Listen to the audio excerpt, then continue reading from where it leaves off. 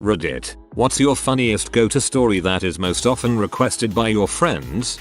I am frequently asked to retell this story. My friends and I were at a bar and a cover band was playing. The lead singer was being obnoxious. He was hitting on all the women in the audience in a very lewd manner, and he was being far too pretentious for being in a cover band. It was making everyone uncomfortable and annoyed. At one point during the show he says, "I would like someone special to take the microphone and say a few words." He then lowered the microphone stand so that the microphone was right where his crotch was. I don't know how he had originally planned this segment to pan out, but before he could say anything, I yelled in a high-pitched voice, "I'm so tiny." The singer was stunned.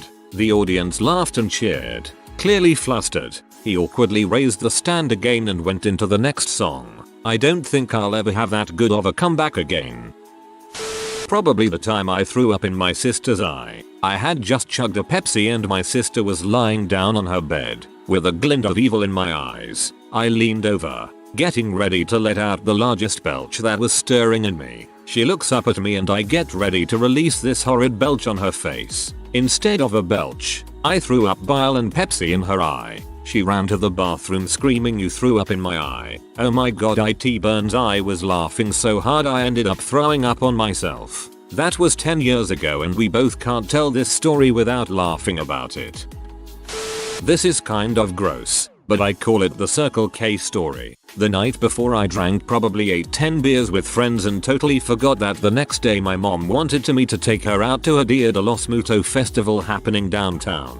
I live in the Phoenix metro area, so I drive us out there. My girlfriend is along as well, and we walk around for a bit. We have some really good pulled pork sandwiches and some jamba juice. Yes, I know you'd expect Mexican food, but that's what we ate. Once we'd seen everything we wanted to see, we decided it was time to head home. On the way back to my car though, my stomach started bothering me. You know that feeling you get when it's like, well, I know diarrhea is coming, but I think I can make it. It didn't feel that bad, so I figured I'd make it home. Only a 15-minute drive. Well, 5 minutes into the drive, I realized that wasn't the case. Apparently the mix of beer, pulled pork, and juice had become some sort of ultra-pressurized crap bomb that was ready to explode any moment. I started freaking out, trying to drive safely as possible while also locating a bathroom.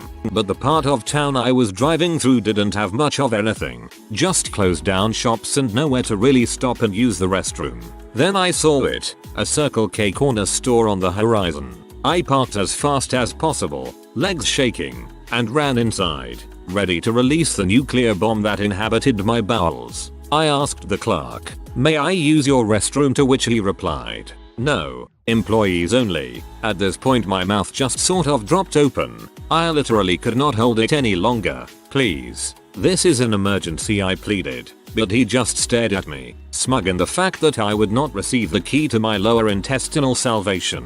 P.F. and I unable to walk. I ran back out to my car, ready to drive down the street and hopefully find another place to crap. But my mom had gotten out and was looking at a freaking red box. I had no time. I had to go, and there was nothing else I could do about. So I did what any sensible person would do. I sprinted back around behind the store, dropped my pants, and crap against the back wall of the place. It was the most embarrassing yet relief-inducing moments I have ever experienced. And as I began to wipe my butt with some random receipts I had left in my wallet, I looked up to notice a group of 10-day laborers that had been standing on the street corner watched me do the whole thing. They were laughing hysterically, a few of them clapping and giving me thumbs up. When I made it back to my car for a hasty getaway, my mom had the gall to ask, "Do you still need to go?"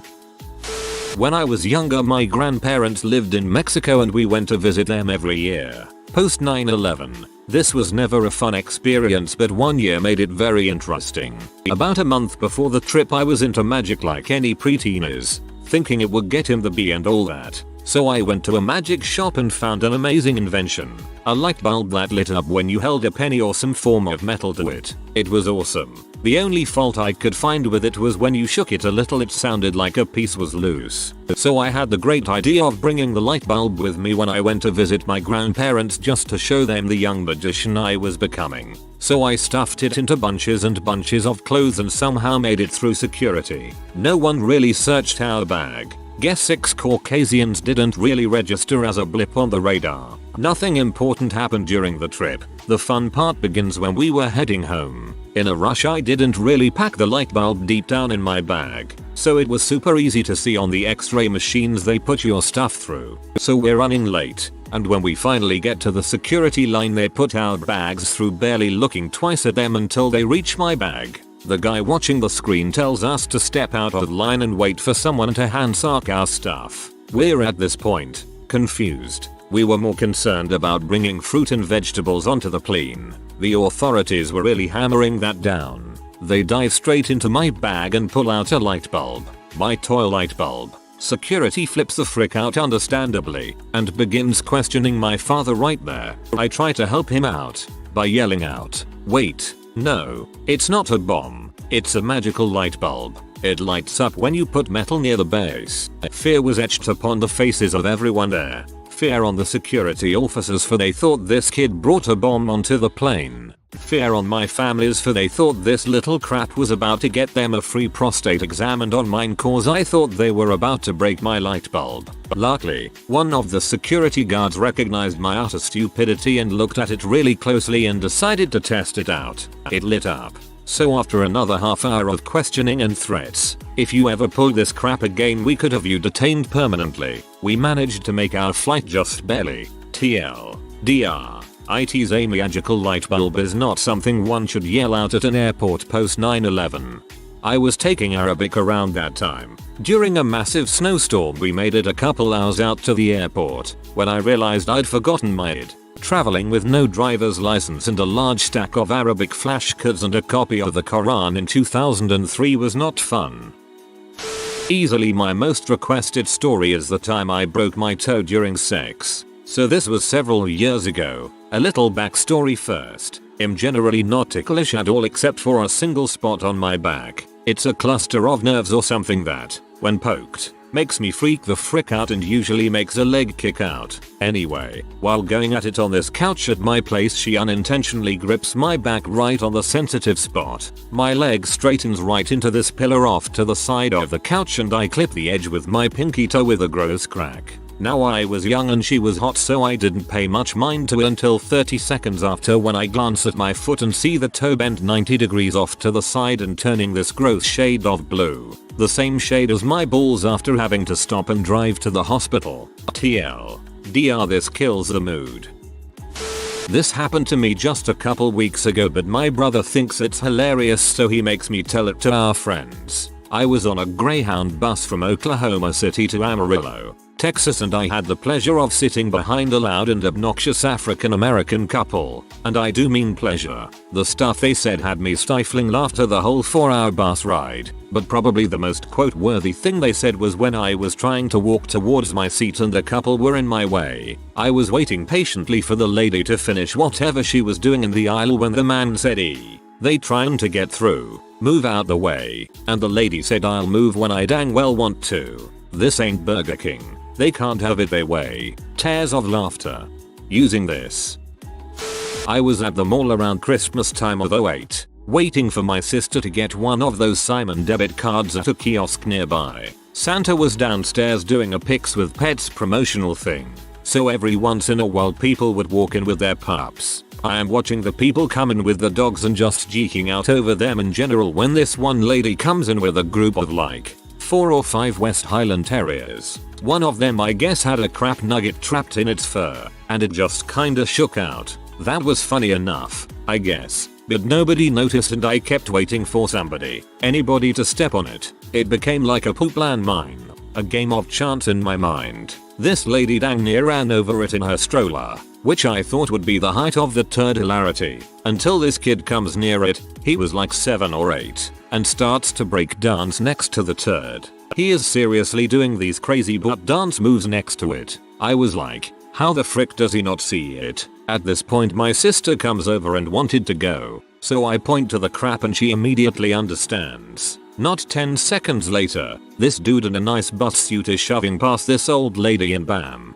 karma. He slips in the crap, does a freaking Scooby-Doo slide about 10 feet and falls backwards. I have never laughed so hard in my life. When I was younger, my mother was driving my brother and I down to North Carolina to visit some relatives. It was the middle of the summer and scalding hot outside, and of course the car was acting up and the AC wasn't working properly. After a couple hours of driving through NC with only the windows to cool us off, steam or smoke or something start coming out from under the hood. So my mom pulls off the highway and parks in front of what looks like an abandoned motorcycle repair shop. She gets out of the car and starts trying to fix it, and this large bearded man comes out of the apparently not abandoned store and starts talking to her. My brother and I listen and figure out that this guy works at the repair store and can easily fix our car and will do so for free. While he's doing so, he starts talking about the extremely liberal bumper stickers that my mother has on the car. He sees the Obama 2008 inches sticker and starts talking about how if Obama won, he was gonna move to Canada. Not because he's black, I'm not racist, but because he's a Muslim. At this point my brother and I are getting weirded out by this guy, but my mom puts on a polite face and nods her head cause he's fixing our car for free. He then notices the Bush Orwell sticker and thinks it is serious and that Bush really ran with someone named Orwell. After about 20 minutes of his bizarre conspiracy theories, he starts talking about how his wife was trying to open up a little ice cream place in the back of the repair shop. Now, at this point my brother and I have decided that this guy is obviously a crazed serial killer who is trying to lure us into the back of this shop so he can horribly murder us. Because who the frick has an ice cream shop in the back of an auto repair shop?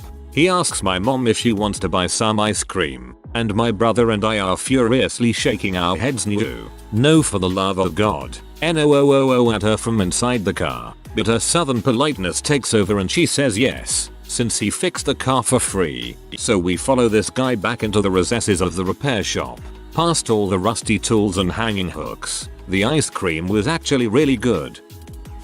This was back in college. A few of my friends threw a party at their house. We were all drinking and having a grand time.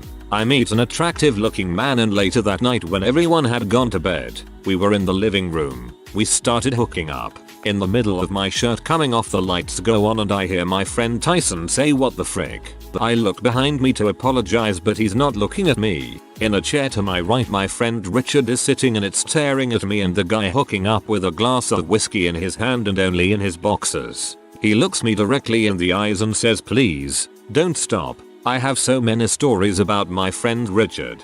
Richard sounds like a dong. My friends and I kept this story under wraps for several years but since it's been out in the open, it is requested all the time. Myself and 2 other male friends were vacationing in Cancun one spring. It was our second day there and we had been into the tequila and infamous, all-inclusive hotel food, all day. Stuffed from tacos, hot dogs, and undercooked burgers for the last 4 meals. That night the 3 of us were out at a club when Nathan had to leave because he was too drunk. So, he took a cab back to the hotel while we stayed. A couple hours later myself and the other guy pick up 2 girls and bring them back to the hotel. The hotel room was set up like an apartment and had 2 bedrooms. One room had a king-size bed, which drunk Nathan was sleeping in, and the other had 2 queen-size beds which unfortunately meant that the 4 of us were going to be sharing the room for sexy time. At least that's what we had planned on. We weren't even home for 20 minutes when one of the girls says she smells something weird. We all agree. She opens the door, looks into the living room kitchen area and lets out the most horrific scream that has haunted my dreams ever since. Both girls sprint out the front door before we can ask what's wrong and we never see them again. Great, second night in Cancun and still haven't been laid. We look out the door to see that Nathan has sprayed diarrhea all over the kitchen and living room. We didn't realize it until after but when he's drunk he tends to sleepwalk. If you have ever seen Dumb and Dumberer, it was like that bathroom scene where Lloyd rubs the chocolate bar everywhere. There was crap on both couches, the kitchen counter, the kitchen chairs, even on some of clothes that had been sitting out. Awesome. A quick disaster scene analysis led me to believe that Nathan thought a bar stool was the toilet, so he sat down on it and emptied his colon. After that he just wandered around drunk and asleep, dripping semi-liquid crap all along the way. We barricaded ourselves in the other room and dealt with the entire cleaning staff and hotel management in the morning. TLDR. I was cock-blocked by my friend spraying liquid crap out of his butthole all over the room. Well, lucky for your friend the liquid crap came out of his butthole, as opposed to, elsewhere. When my little brother was in first grade, he was sent home with a bad conduct report on Thursday afternoon. My dad told him that if he had to pull a fish, the teacher's warning system involved the students pulling a paper cutout of a fish out of a jar. The next day, he'd be unable to have his best friend over that weekend for their planned sleepover. Brother goes to school and, sure enough, he was admonished in the early afternoon for talking while the teacher was talking. She tells him, "Go pull a fish." Brother stands up, walks right past her desk, and mutters, "Well, my weekend's fricked." Addendum. He was of course sent to the principal's office and put on the phone with my mother. She was scolding him, saying things like, "I don't know where you learned that word. We don't use that word in this family." Then the secretary gets on the phone and says, "Hey, is that you?" My mom says, "Yes, I was just talking to Jay." The secretary says, "Oh."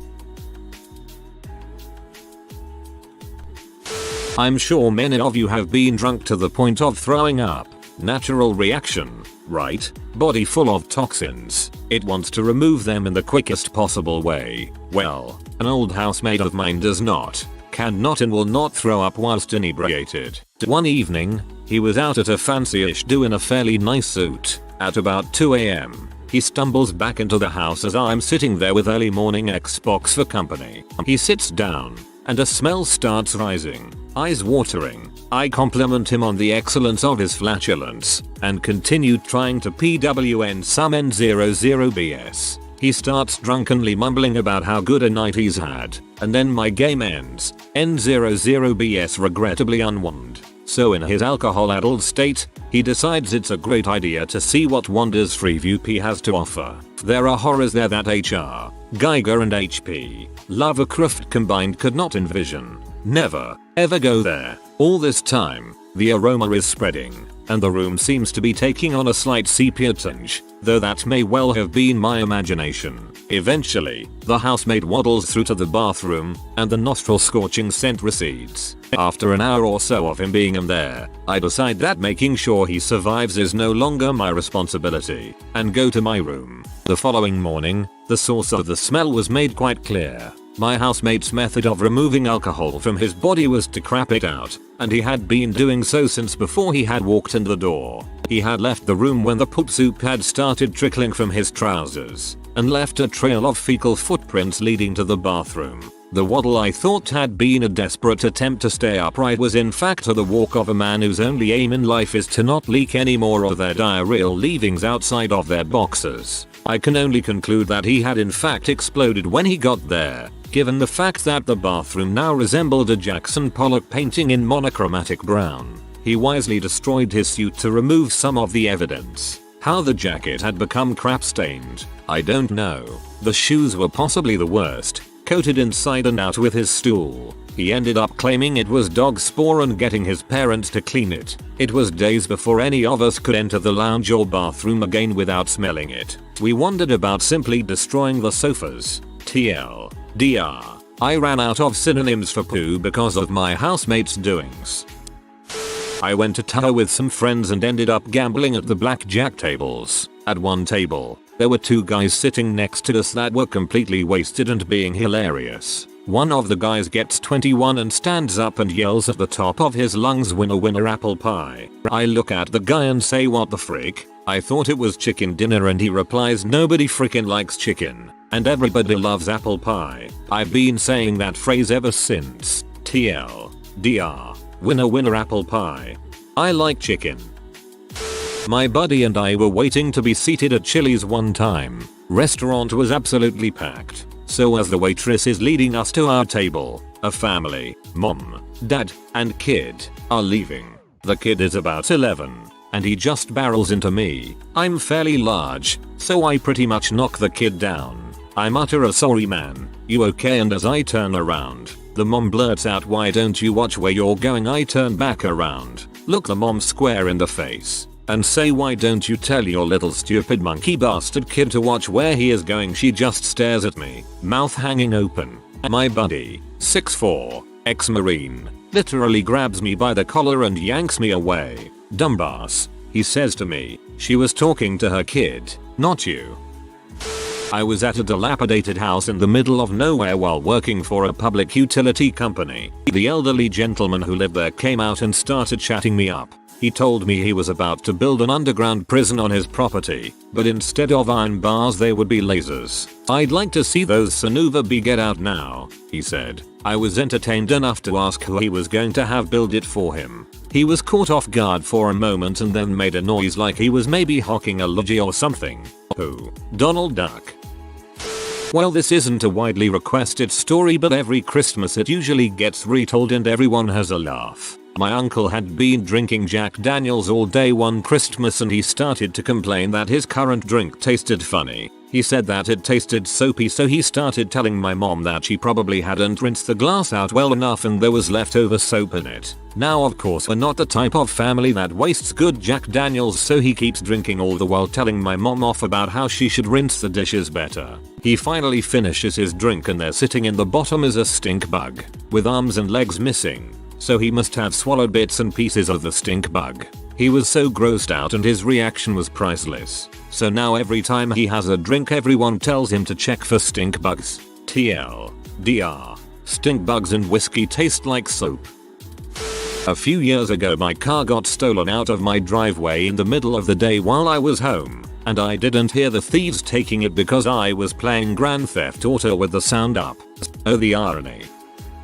Was walking to my apartment complex when I saw an officer in pursuit, on foot, of a man dressed in all black. The man being chased ran around the corner and down the back path that I was currently walking towards. The officer not too far behind stops the pursuit once he meets up with me. He then pulls out his notepad and begins asking me questions. Q. Did you see anyone running through here wearing all black? A. Yes. If you turn around you can still see him. The man still running down the back path, clearly visible. Q. If you were to see him again would you be able to identify him? A. If you just turn around you can identify him yourself. At this point the man running makes a turn and runs into the complex halfway to the street. Q. So you saw him run down here? Can you tell me where he went? A. He just ran into the complex about halfway to the street. The officer grabs his radio on his shoulder and informs any other officers that the perpetrator was now on 29 Ave, the street. I start getting irate and tell the officer that he didn't make it to the street and is somewhere inside the complex. At which point the officer says he understands and starts running back the way that he came.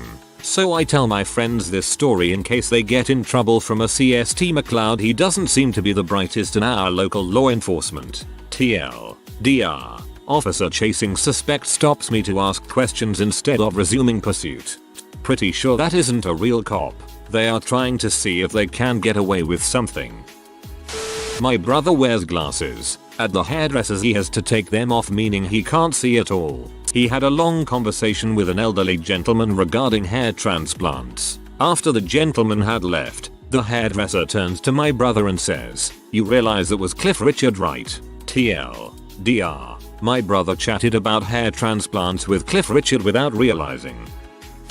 I was bored at work and decided I would try to freak out this coworker. I took a piece of paper and put a staple in it. Then I folded a piece of tape to make it double-sided and stuck it to the back of the paper covering the staple. I took out the rest of the staples from the stapler. I say, "Hey Charles, check this out." Put the paper on my forehead, sticking the tape to my forehead, and staple the paper, using the pressure to push the tape to my forehead. I think to myself, man, I hit that stapler pretty hard. I pull the paper off and it gives some resistance, and I think that some of the tape must be stuck in my hair. I look at the paper and see the set up staple, along with a new staple. A small segment of staples was left in the stapler. Charles is sitting there, mouth agape, as blood trickles down my forehead. I try to play it cool and walk to the bathroom, but as soon as I get around the corner I grab my forehead and start muttering frick, frick, frick. I apply some pressure with a wet paper towel and get the bleeding to stop. Go back to my work area and Charles says that's the craziest crap I've ever seen. I lost my crappy win. My friends always ask me how I got the scar on my lip. I had inhaled all the helium from my little sister's Mickey Mouse balloon and passed out.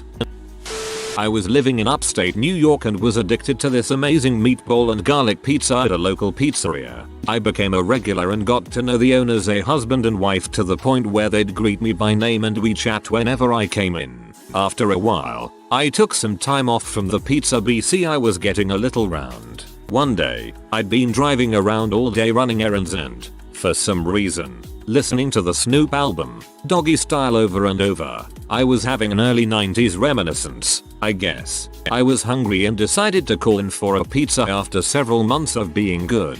I walk into the place and owner, the husband, greets me heartily, asks where I've been, and tells me I've lost weight. I grin, point down at the pizza and say very loudly, "Well, it's certainly not from eating poops." I meant to say pizza, but the Snoop lyrics had obviously infiltrated my powers of speech. We both froze, and I stammered, "I mean pizza," grabbed my pie, and bolted.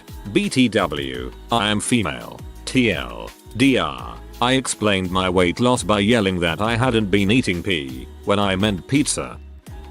Every year, the 9th grade honors English class participated in a high school writing contest for my state's Holocaust Memorial Foundation. I went to a Catholic school, but we always entered when the time of year came around, because that was when we were usually reading the book night. Anyway, the contest had 3 categories: poetry, short story and essay. This year, the theme was diversity. I was one of my teacher's favorites, so when I turned in my poem a week before deadline, he told me he was thrilled to read it. The next day he handed it back and said, "This is good, but not your best work. I really think you should try the essay," but I didn't want to. For the next 3 days, I wrote a short story, then handed it in. Same deal, Dodjo. I like this, but I really want to see you write an essay. How about an essay on friendship? Don't you think the judges would like an essay on friendship?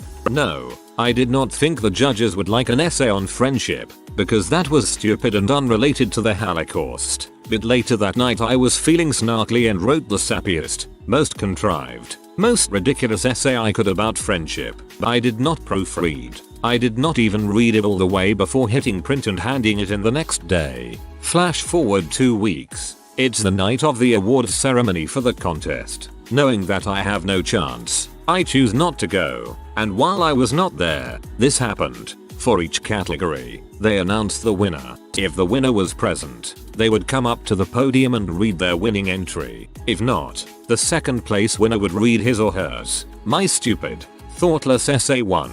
But I was not there, so the second place winner read his tear-jerking tale about his grandmother's experiences in a concentration camp. It's funny because I am a terrible person. TLDR. Entered Holocaust essay contest with Bull's entry to mock my teacher. Won contest, beating out a kid who wrote about his family who survived the actual Holocaust.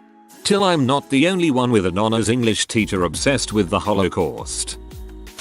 Copper pasta from the askreddit post. I just posted this in fairly recently. I'm on my phone, so I apologize for any errors. 7th grade. Got invited to a party where everyone was drinking. This happened to be my first time drinking, so I only sipped my beer. 2 of my neighbors, we'll call them Jill and Jane, are smashed. 7th grade. Falling down, slurring, wasted. Everyone is leaving the basement to go outside when Jill and Jean say, "Hey Gottlieb and Bubba, want to see our special dance?" Being somewhat attracted to both of them, I nodded and sat down. Cue the horror show. They both start drunkenly dancing around each other, and every time they did a particular interesting move, there was a weird farting sound I'd never heard before. This continued for about a minute, and then they initiated the finale, a running, jumping into each other's arms hug, accompanied by a weird, squishy fart noise. I sat in stunned silence watching, unable to comprehend what I was seeing. They both looked at me smiling goofily, until I managed to ask them how they were making those fart noises. They excitedly explained to me that they could fart out the front as well as the back. Only until a year later did I realize what I had seen. TLDR. I watched two drunk girls perform a ceremonial queef dance. I never thought that I would truly have no idea how to feel about a story. I'm utterly confused about how I'm supposed to feel after reading that. Great TLDR. By the way, this is a popular tale from my life amongst my friends. We were walking home after an all-night bender and we had pushes down some late night kebabs. My girlfriend and I had separate flats at the time, and since her place was closer than mine we decided to go to hers. On our way home, this loud annoying drunk guy came up to us to ramble, and kept following us in the same direction we were headed. We were polite and went with it, humoring him. He was hanging over us with his arm, like we were almost dragging him along. He was unpleasant and nonsensical. Naturally, the situation started to get tiresome rather quickly. At this point we were outside our apartment building, so I thought I should get rid of this guy before he asks himself in for a natch spiel. He wasn't pleased when I asked him to go on down the street while we went inside without him. We started arguing at the top of the stairs of the building. He said he lived on the 5th floor and should come in with us. Yeah right, I said. This building only has 4 floors. Things were said, and he jumped me. I am a normal sized no trouble kind of guy and had never been in a fight before in my life. This guy took me by the throat and lifted me up against the wall. Seeing my girl's expression of horror on her face, I flipped and managed somehow to wiggle out of his grip and knock him down. While he was scrambling on the ground, I quickly pushed him out the door and down the stairs. I promptly locked the door and heard him scream I'm coming in from outside of the door while his keys entered the lock. I instantly realized what I had done, so we jetted up to our apartment and locked ourselves in. More importantly, locked him out. I heard him run furiously up the stairs, but he never found us. My first and only fight. TLDR. Kicked a man out of his own building because I thought he didn't live there. He did. This will probably get buried, but I'll try anyway. For backstory, I'm exceedingly clumsy, to the point where it's almost a superpower. I can be perfectly in the middle of picking up a pen, and somehow it'll get caught on something, flip up into the air, spin around and land in my hair, all in the space of a second. This actually happened, in front of my boss at the time. I awkwardly grabbed the pen to finish signing what I had to sign. But anyway, this one particular story, which my friends love to tell to any person who we run into after long absences, is as follows. We'd all been staying the night at a friend's house back when we were teenagers, and as teenage boys do we stayed up all night watching movies and playing video games. The next day we were heading to a local shopping center to watch a movie or something, and we were exhausted. We stepped into a Starbucks in the bottom corner of the shopping center at something like 8 AM in the morning on a Sunday. It's very quiet, near deserted, except for 2 old ladies sitting at the table next to us. After we sat down with our coffees in a trance-like state, no one really said much, since we were pretty drained. I was sitting with my coffee held in my lap, on the verge of falling asleep, when my super clumsiness reawoke. Completely out of the blue, I spasmed, flipped the nearly full cup of coffee over into my lap, sat up instantly and screamed out frick me dead. To this day I'll never live it down, and I could never believe the shock or horror on the faces of the otherwise lovely old ladies. Whenever I do something clumsy around friends outside my immediate circle, all my close friends shout out frick me dead, laugh, and then explain the story to the confused onlookers. In this way, my legend will live on. My best friend likes for me to tell everyone about the time I was pulled over by a cop. I pulled over and he tapped on my window. He asked me if I knew why I was being pulled over and I said it's because I'm black, isn't it? The cop was a black man, and I am a glow-in-the-dark white girl. The cop got a kick out of it and I was left off with a warning. She just likes me telling stories of what I say to cops in general when I get pulled over. I'm a speeder. There was another time I was driving my boyfriend's car and I got pulled over because of the window tint. I wasn't even speeding in this case. Anyhow, the cop said that the tint was too dark and I told him it was prescription. If you are new to the channel, you can subscribe. I publish new videos every day. Until then, check another video.